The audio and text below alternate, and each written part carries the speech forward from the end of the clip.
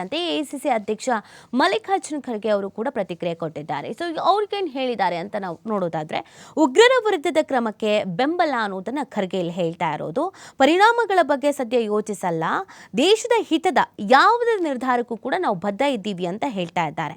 ಕಾಶ್ಮೀರದ ಪಹಲ್ಗಾಮ್ ಉಗ್ರರ ದಾಳಿ ಕುರಿತು ಕೇಂದ್ರ ಸರ್ಕಾರ ತೆಗೆದುಕೊಳ್ಳುವ ನಿರ್ಧಾರಗಳ ಪರಿಣಾಮಗಳ ಬಗ್ಗೆ ಸದ್ಯಕ್ಕೆ ಪರಾಮರ್ಶಿಸೋದಿಲ್ಲ, ಆದರೆ ಸರ್ಕಾರದ ನಿರ್ಧಾರಗಳನ್ನು ನಾವು ಬೆಂಬಲಿಸ್ತೇವೆ ಅಂತ ಎಐಸಿಸಿ ಅಧ್ಯಕ್ಷ ಮಲ್ಲಿಕಾರ್ಜುನ ಖರ್ಗೆ ಅವರು ತಿಳಿಸಿರುವಂತದ್ದು.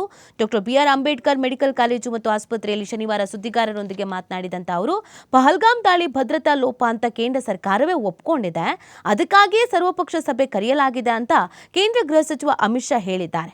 ಉಗ್ರರ ದಾಳಿಯನ್ನ ಸವಾಲಾಗಿ ಸ್ವೀಕರಿಸಿ ಅವರನ್ನ ಮಟ್ಟ ಹಾಕುವಂತೆ ಸರ್ಕಾರಕ್ಕೆ ಹೇಳಿದ್ದೇವೆ. ಭದ್ರತೆ ಸಮರ್ಪಕವಾಗಿದ್ರೆ ದುಷ್ಕೃತ್ಯ ನಡೀತಾ ಇರಲಿಲ್ಲ ಎಂಬುದನ್ನ ಅವರಿಗೆ ಮನವರಿಕೆ ಮಾಡಿದ್ದೇವೆ. ಏನೇ ಆದರೂ ದೇಶದ ದೃಷ್ಟಿಯಿಂದ ಒಗ್ಗಟ್ಟಿನಿಂದ ಎಲ್ಲರೂ ಕೆಲಸ ಮಾಡಬೇಕಾಗಿದೆ. ಉಗ್ರರ ವಿಚಾರದಲ್ಲಿ ಸರ್ಕಾರ ಯಾವುದೇ ನಿರ್ಧಾರವನ್ನು ತೆಗೆದುಕೊಂಡ್ರು ಅದಕ್ಕೆ ನಾವು ಬೆಂಬಲವನ್ನ ಸೂಚಿಸ್ತೇವೆ ಅಂತ ಇದೇ ಸಂದರ್ಭದಲ್ಲಿ ಅವರು ಹೇಳಿರೋದು. ಹಾಗೇನೆ ಪಹಲ್ಗಾಮ ದಾಳಿ ವಿಚಾರವಾಗಿ ಕೇಂದ್ರ ಸರ್ಕಾರ ಸರ್ವಪಕ್ಷಗಳ ಸಭೆಯನ್ನ ಕರೆದಿತ್ತು, ಆದರೆ ಸಭೆಗೆ ಪ್ರಧಾನಿ ಮೋದಿ ಅವರು ಹಾಜರಾಗಲಿಲ್ಲ. ಅವರ ವರ್ತನೆ ಸರಿಯಲ್ಲ. ಸರ್ವಪಕ್ಷ ಸಭೆಗೆ ಹಾಜರಾಗದ ಪ್ರಧಾನಿ ಬಿಹಾರದಲ್ಲಿ ಚುನಾವಣಾ ಪ್ರಚಾರದಲ್ಲಿ ತೊಡಗಿದ್ರು. ಇದು ಅವರಿಗೆ ದುಷ್ಕೃತ್ಯದ ಗಂಭೀರತೆಯ ಅರಿವಾದಂಗೆ ಕಾಣಿಸ್ತಾ ಇಲ್ಲ. ಉಗ್ರರ ದಾಳಿಗೆ ಯಾರು ಹೊಣೆ ಹೊತ್ತಿದ್ದಾರೆ, ಏತಕ್ಕೆ ನಡೆಯಿತು, ಭದ್ರತಾ ಲೋಪವೇ, ಗುಪ್ತಚರ ಲೋಪವೇ, ಹೀಗೆ ಯಾರು ಲೋಪ ಎಂಬುದು ಸರ್ವಪಕ್ಷ ಸಭೆಯಲ್ಲಿ ಪ್ರಧಾನಿಗಳು ಹೇಳಬೇಕಾಗಿತ್ತು. ಆದರೆ ಪ್ರಧಾನಿ ಅವರೇ ಬರಲಿಲ್ಲ.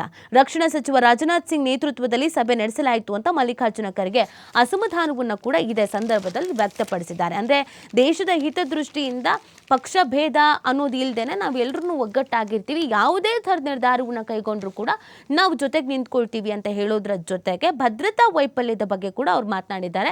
ಸರ್ವಪಕ್ಷ ಸಭೆ ಬಗ್ಗೆನೂ ಕೂಡ ಅವರು ಅಸಮಾಧಾನ ವ್ಯಕ್ತಪಡಿಸಿದ್ದಾರೆ. ಸೊ ಅವ್ರು ಏನೇನು ಹೇಳಿದ್ರು ಅನ್ನೋದ್ರ ಬಗ್ಗೆ ಒಂದು ಬೈಟ್ ಇದೆ, ನೋಡೋಣ ಬನ್ನಿ.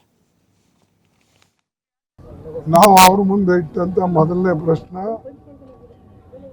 ಪ್ರೈಮ್ ಮಿನಿಸ್ಟರ್ ಇದನ್ನ ಸರ್ಕಾರ ಮೀಟಿಂಗ್ ಕರೆದ ಮೇಲೆ ಸರ್ಕಾರ ವತಿಯಿಂದ ಪ್ರೈಮ್ ಮಿನಿಸ್ಟರ್ ಹಾಜರಿರಬೇಕಾಗಿದೆ. ಅವ್ರು ಹಾಜರಿಲ್ಲ, ಅದಕ್ಕಾಗಿ ಇದು ಸರಿಯಲ್ಲ. ಇಂಥ ಘಟನೆ ನಡೆದಿದೆ. ಸುಮಾರು 26 ಜನ ಇದರಲ್ಲಿ ಮೃತರಾಗಿದ್ದಾರೆ ಆ್ಯಂಡ್ ಬೇರೆ ಎಲ್ಲ ಅನೇಕ ಜನ ಗಾಯಾಳರಾಗಿದ್ದಾರೆ. ಅದಕ್ಕೆ ನಾವು ಈ ಆಟಿಟ್ಯೂಡನ್ನು ಪ್ರೈಮ್ ಮಿನಿಸ್ಟರ್ದು ಸರಿ ಇಲ್ಲ. ಎಲೆಕ್ಷನ್ ಭಾಷಣ ಮಾಡೋಕ್ಕೆ ನೀವು ಬಿಹಾರಕ್ಕೆ ಹೋಗ್ತೀರಿ, ಇಲ್ಲೇ ದಿಲ್ಲಿಯಲ್ಲಿ ಬರೋಂಗಿಲ್ಲ, ಮೀಟಿಂಗ್ ಅಟೆಂಡ್ ಮಾಡಲ್ಲ ಅಂದರೆ ಅವ್ರು ಸೀರಿಯಸ್ ಇಲ್ಲ ಅಂತ ಅದರ ಅರ್ಥ.